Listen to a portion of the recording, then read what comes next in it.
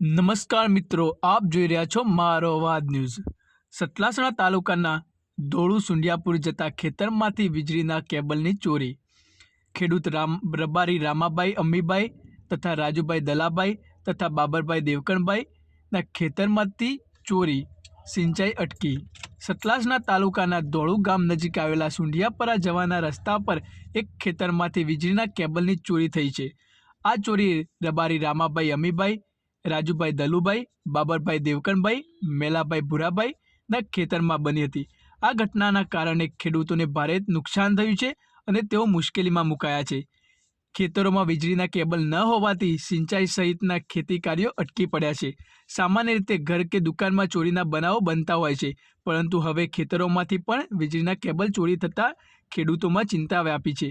આ પ્રકારની ઘટનાઓથી ખેડૂતોની સુરક્ષા અને આર્થિક સ્થિતિ પર પ્રતિકૂળ અસર પડી રહી છે।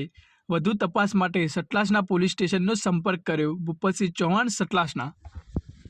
બોલે ઓકે।